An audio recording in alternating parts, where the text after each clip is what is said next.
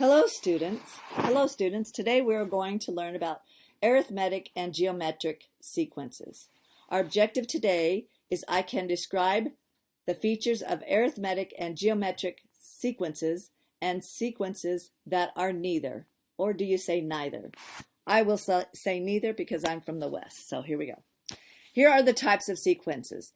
Arithmetic is when each term is found by adding a constant value to the previous term. Now, not only adding, you could think about subtracting. We know that adding a negative is the same as subtracting.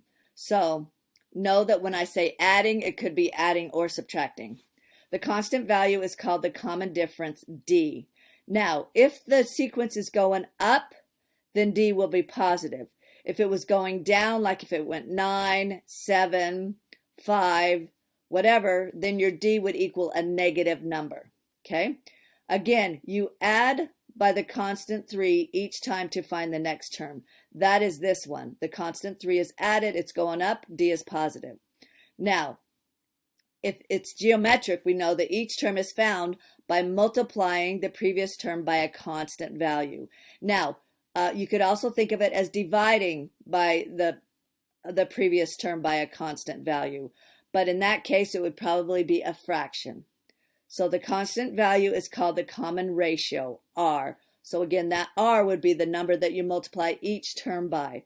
In this case, where you have -1 times 2, or -1, comma 2, comma -4, 8, comma -16, we say, what do you do to -1 to get to 2? Well, you multiply by -2. What do you multiply 2 by to get to -4? You multiply by -2. And so forth. So you get -4 times -2 is 8.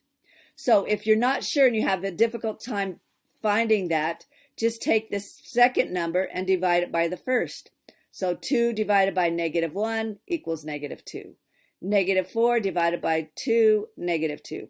And you can do that for addition up here as well. Take the second one, 8 minus 5. What do you get? 3. And that's easy for this one, but there will be some harder ones coming along for you. Okay, so on the geometric ratio or geometric sequence, you multiply the constant by, again, a certain number. Here in this case, it's a -2 each time to find the next term. Now, if it is neither, the sequence does not change by a constant value each time. There is a different rule for the sequence, like this, 1, 1, 2, 3.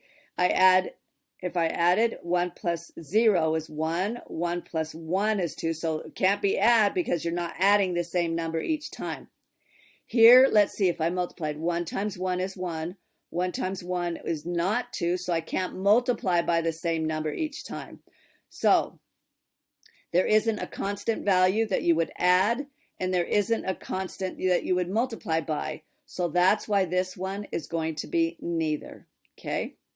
Next, we're going to move on to this section, and I will cover this part in a YouTube video, and we'll listen to that next.